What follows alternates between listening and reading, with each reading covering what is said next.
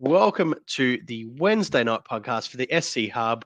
We are at round 26, so our Supercoach season is, well, head grand finals for most, but yeah, 2 rounds left overall. So to chat, I guess, the end of the season, I've got Wimbo and the Myth. How's it going, guys?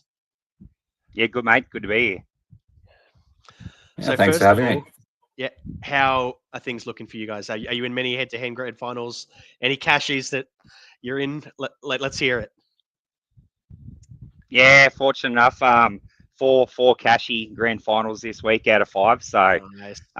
lucky enough to still have a trade up my sleeve. But yeah, hoping that I didn't peak too early last week and looking to take a couple of wins. What about yourself, Myth? I've only got the one regular cash I'm in with some mates, and I got knocked out by the same bloke in the prelim finals for both classic and draft. Oh, who oh happens no. to be this? Who happens to be the same bloke who beat me in the grand final last year. So I'm the Cronulla Sharks in finals. Can't get a win. Well, Nico is coming back this week, as the rumours are. So, look, maybe next year, revenge will be sweet when it eventually comes. I'll just do a quick shout out. My regular cash league did not decide to run this year, so shout out to the plenty of Pineapples boys if any of them listen. Hopefully back next year. But anyway, let's dive into it. So, first of all, the overall rankings for the SC Hub. The guys are flying this year. Yourself included, Myth. What's your rank at now? I dropped a few spots last week to 42nd overall. So I've kind of been just jumping between 20th and about 60th for the last 10 weeks, I think it's been. Yeah, it has been a bit of a roller coaster in Supercoach over the last few weeks. Just crazy. So it's very well done for being up there. Joining you in the top ranks, we've got 5 in the top 100. So we've got 4 others up there. We've got Latino and Spartans. These guys have been up there for a very long time. Same with DT. Tim, you guys are all sort of hanging in around the sort of top 50 mark. So very well done to all of you guys. Hopefully you can have that little push, or if you've got a couple of trades, push towards maybe that spot by the end of the year. So good luck to you all. Hopefully you can get it over the line. Going into that, the consensus team. For those of you who are in a similar boat as me and have had a shocking year of Supercoach, jump on board the consensus team. We're riding this horse home just outside the top 3K. So hopefully we can push it just into the top, that top sort of $2,000 potentially, because we do have a couple of trades up our sleeve. And yeah, I'm eyeing up these last 2 rounds for the consensus team. So need some help making trades this week. Do we jump on Nico? I'm sure we'll discuss that coming up. So first of all, we'll cover a little bit of the NRL news before we dive into it. Look, the restings have started. I think that's sort of the big headline for this week. The Storm filled in the B side up in Queensland against North Queensland. So look, yeah, I think we got plenty more to over a couple of rounds. I think a lot of people are going to have to wait for that final hour teams before 1 hour before kickoff. So, what carnage do you see coming over the next 2 rounds? Myth, what do you reckon? I think a lot of it comes down to some of the results this weekend. For example, you've got the Dragons, right? If they win, and then the Dolphins lose, which they might against the Broncos, and then the Raiders lose on Sunday afternoon this week, then all of a sudden, if the Broncos lose that first game next week against the Storm, the Dragons are locked into 8th. They couldn't move. So you might see restings there. I think there's some results that could go this way that could mean games next week for the Cowboys, Bulldogs, Sharks. Could be meaningless. It really is any team could end up on resting schedule next week, pending how these first games go and some of the first games for next week. What about yourself, Wimbo? What carnage do you see happening over the next 2 rounds? Yeah, look, I think I agree with Myth. It's pretty hard to see because it's so tight. this year, probably more so than what we've seen over the last couple of years, but more so just that top four. It seems to be moving around between, Penrith, Cronulla, and Roosters, all looking for that second home final spot. And then you've got, that the sort of the fifth through the seventh moving around as well. So it really does depend on the results this week. But it's hard to see, a lot of the teams really being in a position, given, they're either playing for a home semi-final or to make the 8. So yeah, it's going to be a tough one to watch, but definitely to see how this round pans out. Yeah, I think you guys have both nailed it on the head completely. Look, there are a lot of things to play for as we stand at the moment. Look, after this round, that could completely change, as you say in their Myth. So wait and see. Though I wouldn't be surprised to see a few players that we'll say are on that might just need a rest. As I said, this week, potentially next. I wouldn't be shocked to see a few of them take that week off in the lead into finals. So yeah, keep an eye on teams an hour before kickoff. Leave your trades as late as possible. Organize your bench so that the players that are playing first are on the field. The guys at the end are on the bench, so at least you can move if need be. So anyone out there, make sure you set your team up properly this week. Alrighty. The rest of it that we've started to see is that suspensions and injuries are starting to hit as well. Cam Murray ruled out for the rest of the year. So anybody that has the koala is probably licking their lips at the moment. Him back to lock potentially could be a nice little juicy option there if anybody wants to make a trade as well. I think we're still going to a lot more to come as well. So once again, just keep an eye on teams an hour out, and basically, yeah, we'll see the race for 8th. It's wide open at the moment. There's 5 teams. I mean, that are mathematically able to. I think realistically, it's probably down to 3. I think Dragons, Broncos, and it's kind of in the Raiders' hands, but we'll see. I think it's going to be an exciting couple of weeks of footy. I'm really looking forward to it. What about you guys? Like, is there any games in particular that stand out to you so far that you're looking forward to, Wimbo? What do you reckon? Well, I do like the Storms resting this week as a Cowboys fan. So hopefully we can win and keep on the front foot there to secure a home semi up there in Townsville. Yeah, I actually think the Roosters Raiders matchup last round this week is going to be quite interesting, not just from a head-to-head perspective with a couple of people, still fully loaded on that Roosters team, but I think Canberra could be up for the fight as well. So it's going to be an interesting last matchup. I think that's going to determine a few head-to-heads. So looking forward to that one. What about yourself, Myth? I think there's probably 3 games that really appeal to me. I think that this weekend, the Bulldogs and Manly game, quite interesting to see how those teams are going to line up in that bottom half, or maybe even in the Bulldogs' case, sneak into that top 4 if they get fortunate, as is that Manly Sharks next week as well. I think that's going to be another interesting one. Yeah. And I'll also just throw out a bit of a different one. The Dragons Eels this weekend. If the Eels can cause a boil over, then that last spot for the 8th becomes very, very interesting. With, I think, Broncos could sneak it, Dolphins could sneak it, Knights could sneak it. They've got 2 home games against Titans and Dolphins. They're a chance. And of course, the Raiders, if they can cause an upset against the Roosters. So I'd love to see the Eels cause a boil over to just make that extra spicy. Oh yeah, the cat would be amongst the pigeons if that happened. And I'm, for the same reason that you guys just mentioned, I'm really keen on the Broncos-Dolphins game. Queensland Derby, basically, I think whoever loses is probably out of the race for 8th. So it'll be a spicy one. Anyway, into the Supercoach side of things. And for anybody out there that still has trades, as we've hinted at, the most exciting game is probably going to be this one involving the Cronulla Sharks. Nico could be back. It's just in time for head-to-head grand finals. I mean, look, he would be close to the ultimate pod if you've still got trades, isn't he? Or what do you guys reckon? Wimbo?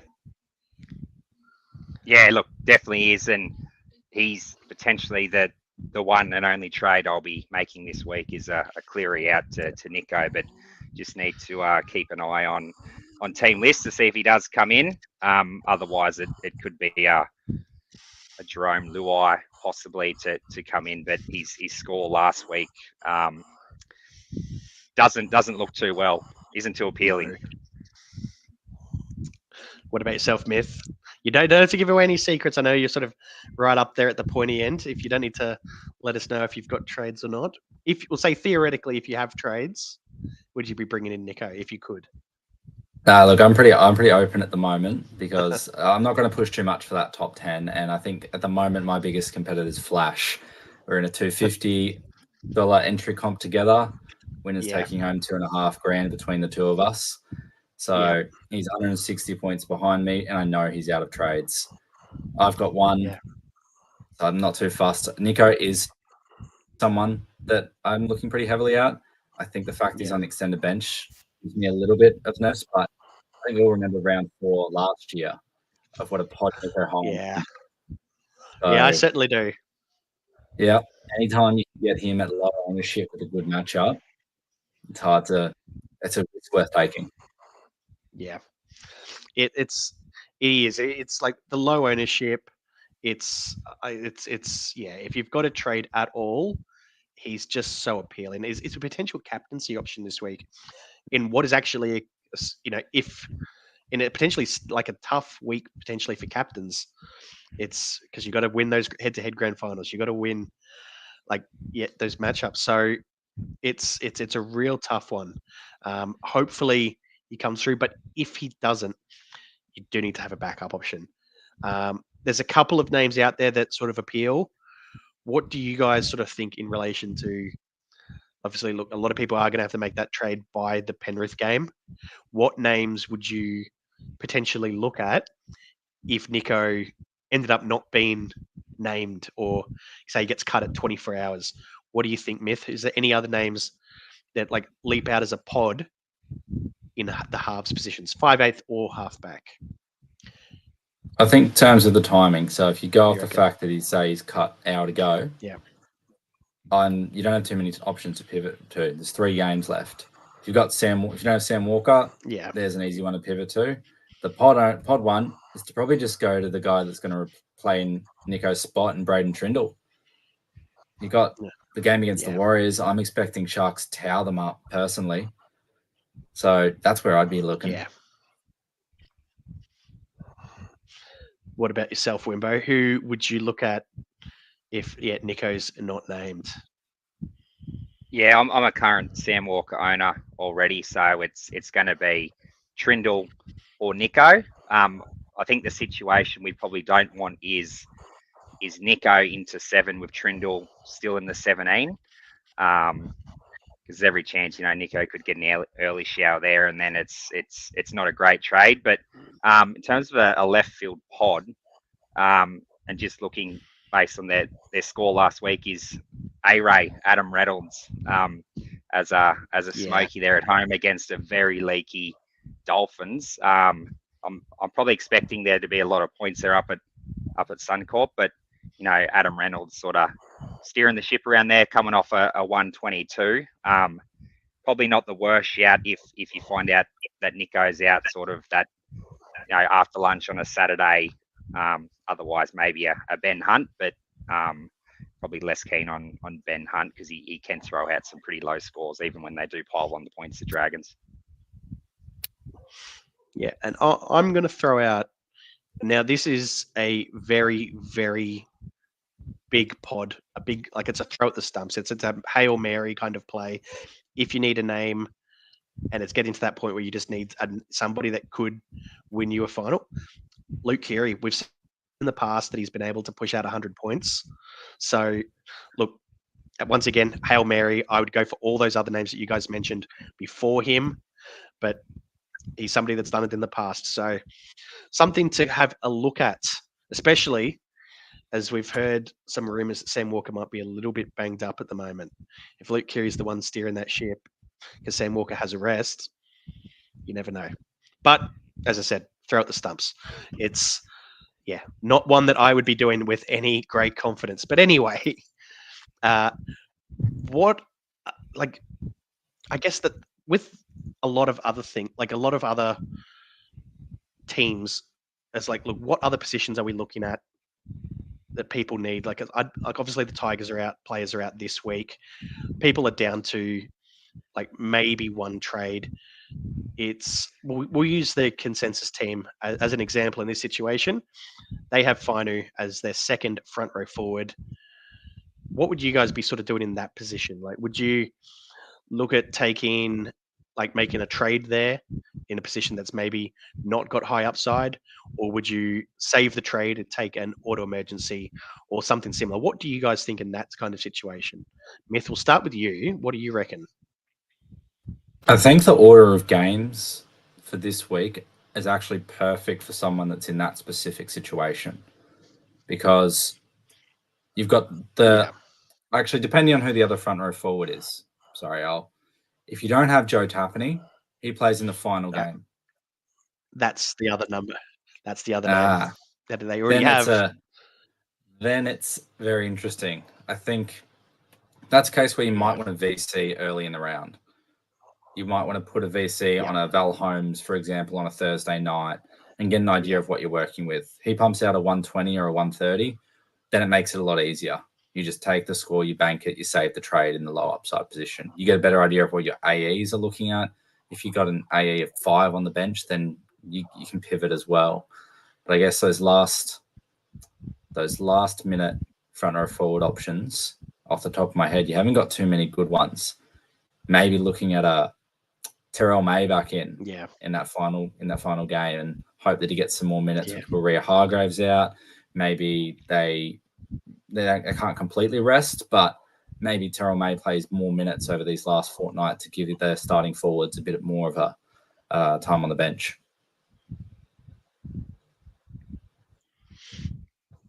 What about yourself, Wimbo? What sort of moves would you make in that kind of situation? Yeah, it's an interesting one. I'm actually in a similar situation this week where I've got no hooker, and this year it's been low upside in hooker apart from Harry Grant last week, and front row. So I've got the option to bring in like a Jacob Little or possibly a Reece Robson in that first game, but I'm actually elected to make a trade in a more upside position in the halfback, and just ride the AE for actually hooker this week. So I think that's a viable play. But my only 2 AEs this week would be Sam Hughes or Josh Curran, who hopefully can pump out a minimum 40 each, and I'm happy with that in place of a hooker or a second front row forward, because likely you're only bringing someone in that might get a 50 or a 60 or could get lucky. But that's exactly what I'm doing this week. Yeah, that's the reason. You guys have completely outlined exactly why I wanted to bring up this question. For anybody out there, look, you potentially got a Coruscant, you've potentially got a Galvin as your starting 5'8". A lot of the players, the positions that you might have issues with these Tigers players, have not been high upside positions, at least not this year. Take your time, leave your trades late as possible. See if it is just worth taking an AE, because you might be able to, have a free VC loop or something along those lines. They're all viable options. And I mean, in a late trade can win you a head-to-head grand final. I've done it myself in the past. Use all the tricks available to you. Please just go and do it to win those finals. With that, is there any sneaky players out there that you guys have think is maybe a decent pod, or maybe you can anti-pod someone just to see if people can get a leg up on these head-to-head finals and potentially make that push for overall as well? Wimbo, what do you reckon? Do you have a name up your sleeve? I've got a sneaky pod in my team, and I have given this person a plug every time I've been on here, but I've had Dane Gagai for since the start of the buys actually. So, and he was enormous last week, pumped out a big 137. So he's someone that people could be looking at. Knights at home against the Titans on hopefully a sunny Sunday afternoon. Hopefully the Knights can pile it on, but he's definitely someone that people could be looking at to bring. I'm not sure of his ownership, but I think sort of for the last 10 weeks he's been averaging around 80, so he's up there with probably the best of the centre wings. So he's been a top purchase for me. But other than that, it's probably your typical Val Holmes who I actually don't own. And he's the one player that probably scares me this week of not owning, especially against the reserve grade Melbourne Storm team. But him and Dom Young can go big on any day too if people need to bring him in for some upside as well.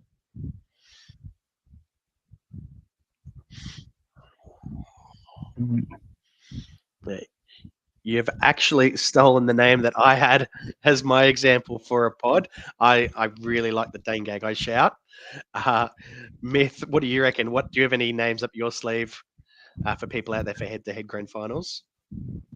Not the one I'm going, because this one is going to be a little bit speculative, a little bit of a shot in the dark. Brian To'o.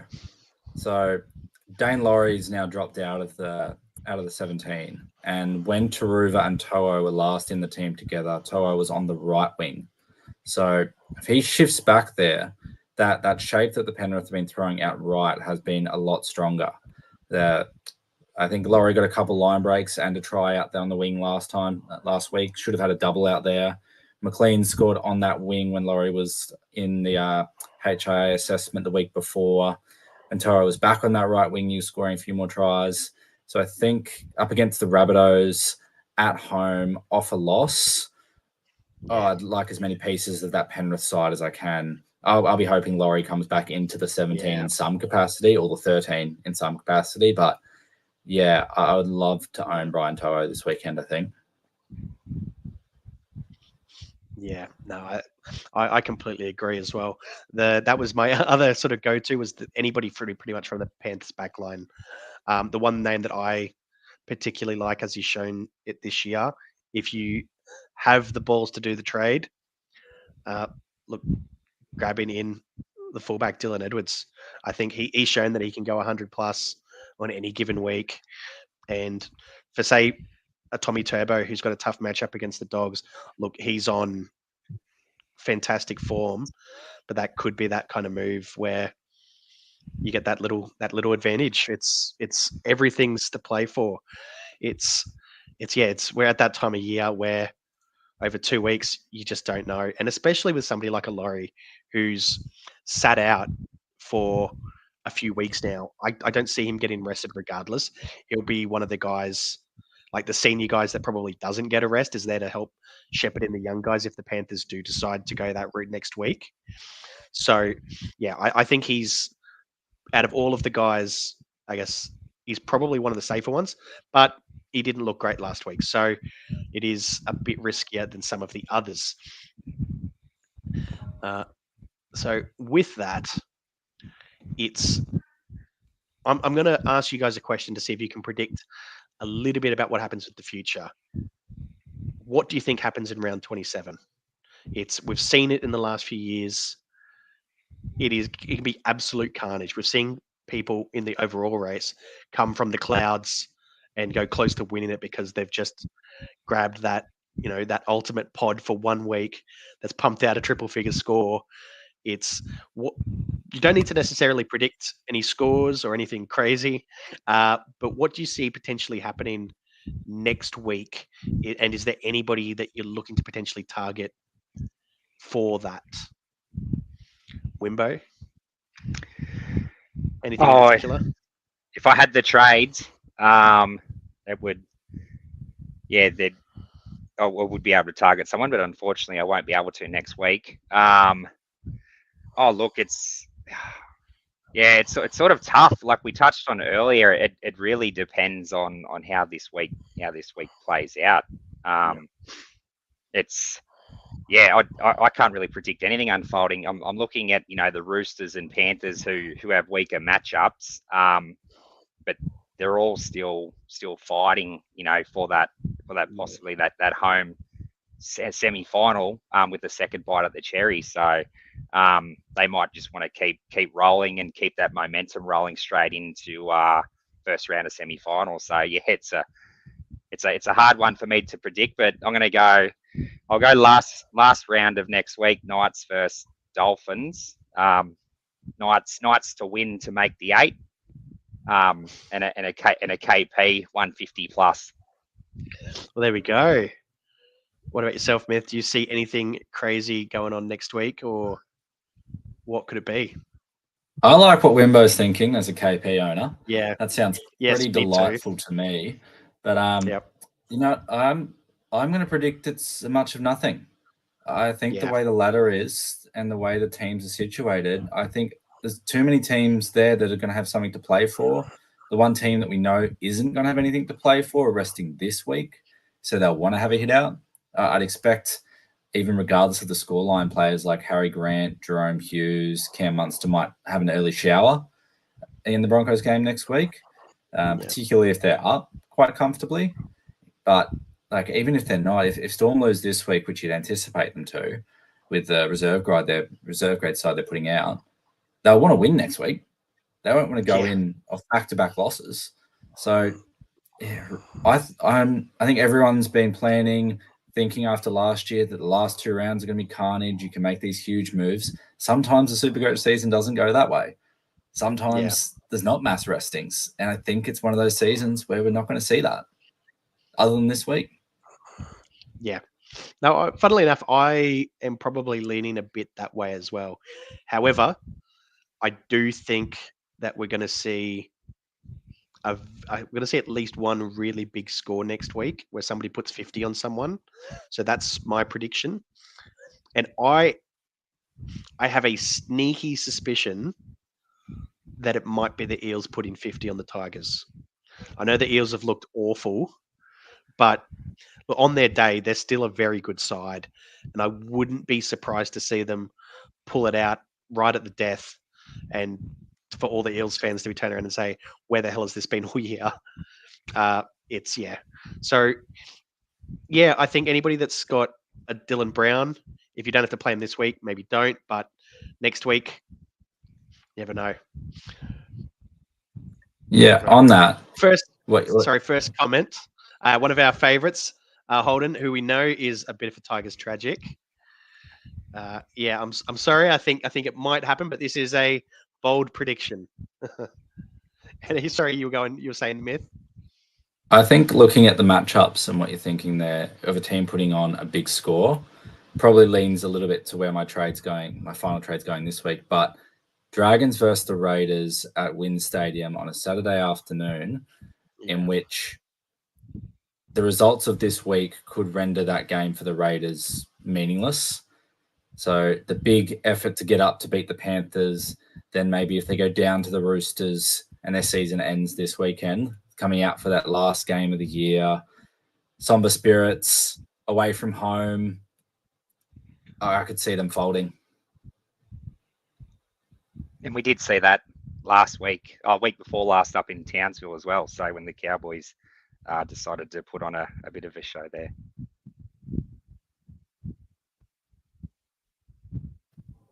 We've lost you there, Mash, I think.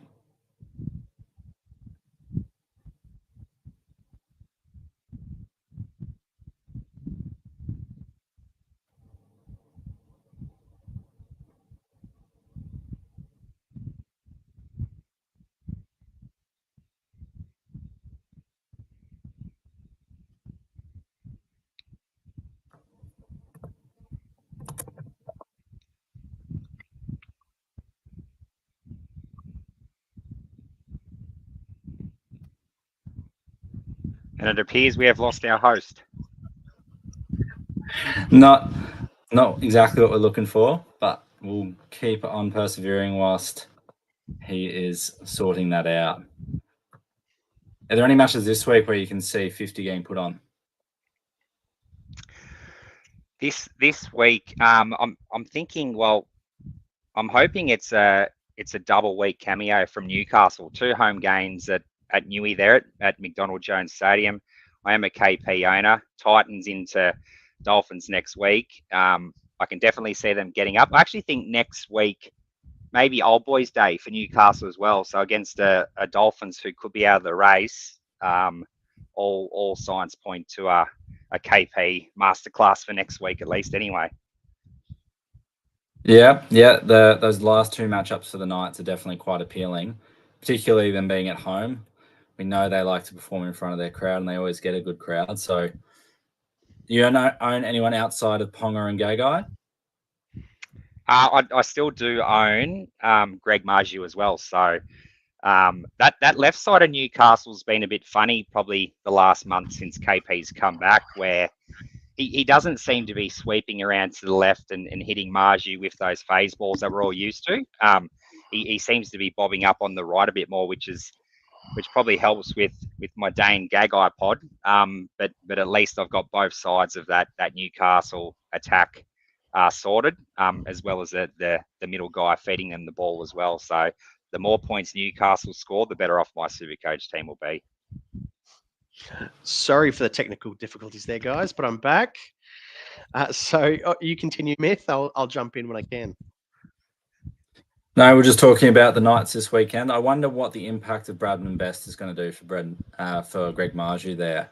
The lack of pace in that centre position, I think, has definitely hurt the potency of that attacking threat. So I wouldn't be surprised if we see KP pop up on the left a little bit more and Marju getting a little bit more ball this week with the return of Bradman. Yep. No, I completely agree with those. I will definitely be playing Marju and hoping he's back to his best. So I think you may have lost me before I got my questions out, but we have jumped into the questions raised in the SE Hub Discord earlier today. So the question that I have is, if you could bring in one player as a throw at the stumps this week, purely on the matchup this week, who would it be? Myth, what do you reckon? Like, just purely on the matchup, not necessarily on form, just as in a vacuum. What do you reckon? Well, mine's exactly where I'm going this week.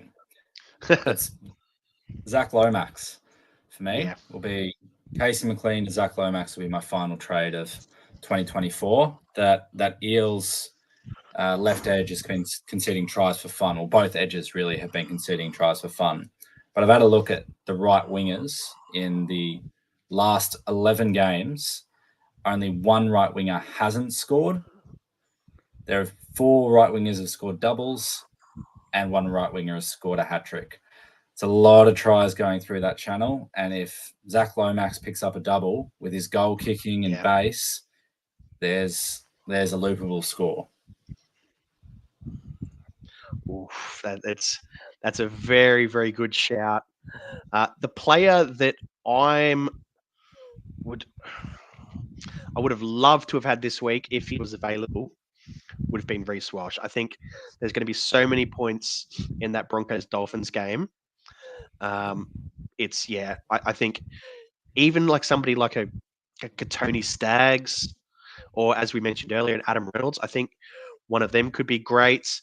Hell, even the Hammer, for all we know, could end up coming out and have a great score. So that's probably the game I would target. I'm not sure who specifically. Based on the form we've seen this year, we'll say the Hammer. Just to jump in for that game as well, it's scheduled to hit a high of 34 degrees on the Gold at Brisbane on that day. Kick-off's at 5:30. At 5 o'clock, it's still scheduled to be over 30 degrees. These players have not been used to playing in that kind of heat. I think we could really see it open up, particularly at the end of that first half. Yep. So there you go, folks. Yeah, Hammer, jump on board. What about yourself, Wimbo? If you could just throw at the stumps, anything, what would you go? Oh, let's stick to that game. I'm going to throw a Katoni Staggs out. I think Myth called the heat factor there, fatigue setting in. The only thing is, I think he'd be running at Farnworth, so who's not bad defensively, but I think Katoni on his day can be matchup proof. It just depends when he decides to turn it on. And you know, we did see against the Cowboys, he he threw out one of his annual sort of 130 plus scores. But Yeah. at Suncorp, fighting for a final spot, it's the Dolphins rivalry. Katoni Staggs as a dart throw. Alrighty, we've got another couple of questions here.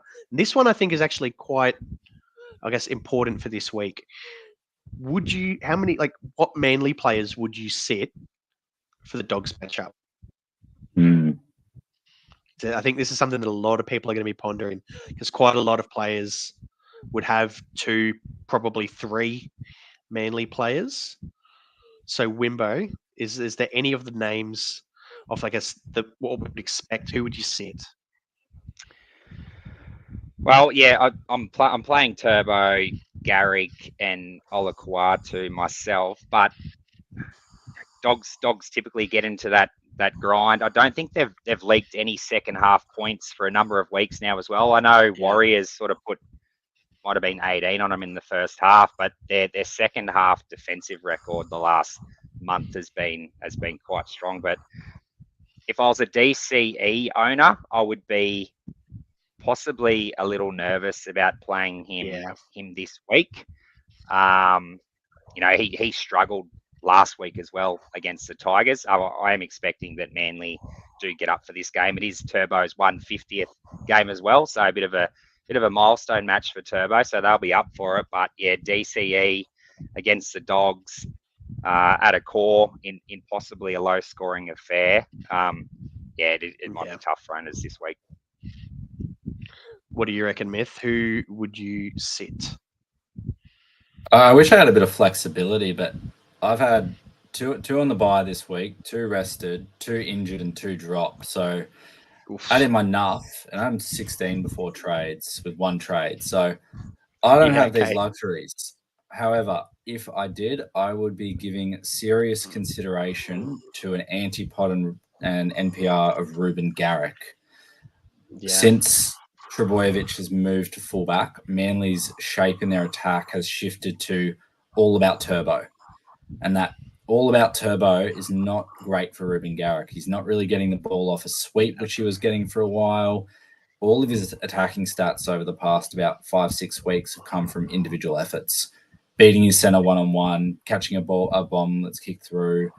And against the Dogs, against that left edge combo of Sherry and Addo-Carr, that's a big challenge to do that. So with all the other centers this week, Iro having a good matchup, Marju having a good matchup, Holmes, Lomax, very hard to bench Karaz given the shape of the Bulldogs' right edge attack.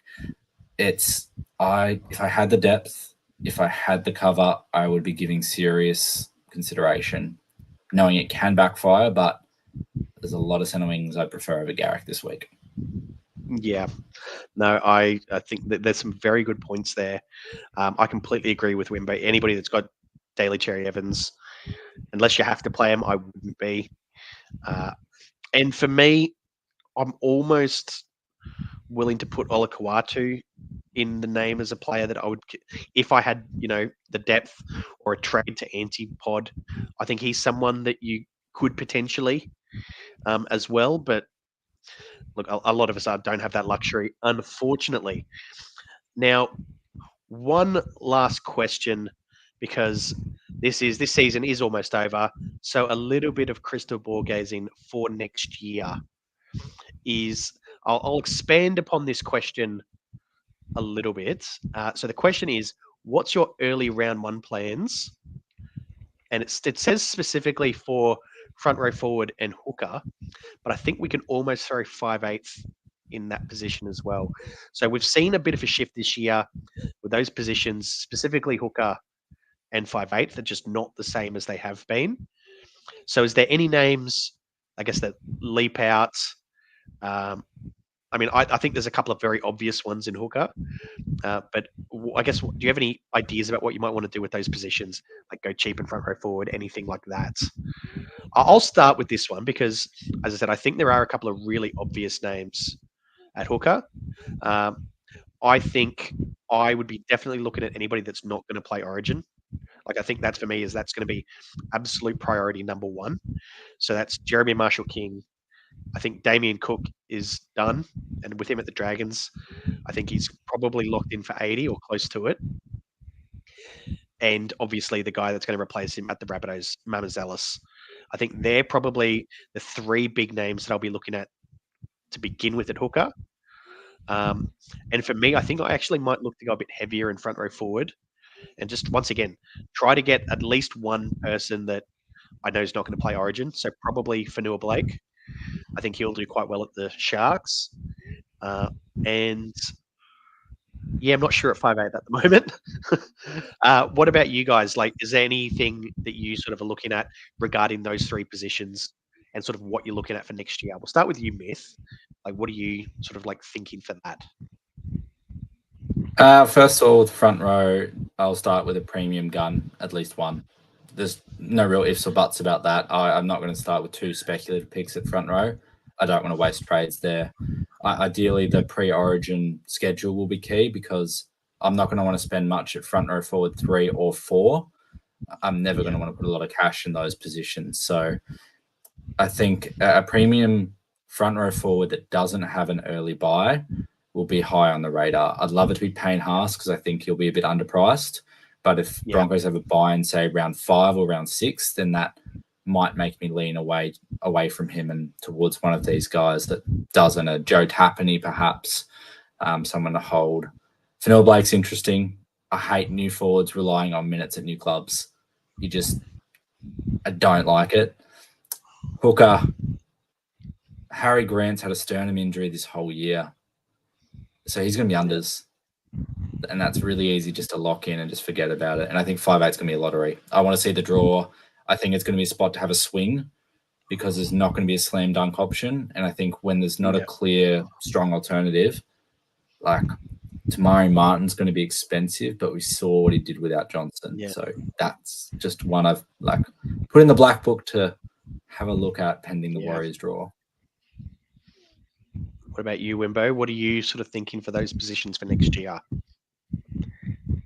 Yeah, I think Hooker's going to be a hard one, but probably JMK. If he gets a good preseason in and he's nice and healthy again. We saw what he did at the start of this year.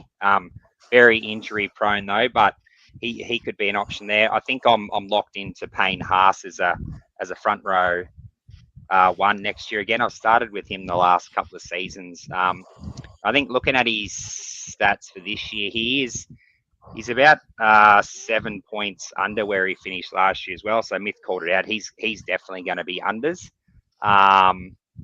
Harry Grant, probably as well. And then, but in the 5'8", I think maybe I know he's turning into a bit of an old boy, but Cam Munster, he's had a horrible season with injury. I think he's still only playing at about 80 or 85%. But if he comes back fresh, he's going to be pretty cheap. So I think he's going to be a hard one for people not to have a serious look at. Yeah, and I did actually have one name that I'm going to be looking at very, very closely in the off season, and that'll be Jaden Campbell. He could be anything next year, so he's somebody I'll be looking at very closely, especially if he keeps the goal kicking.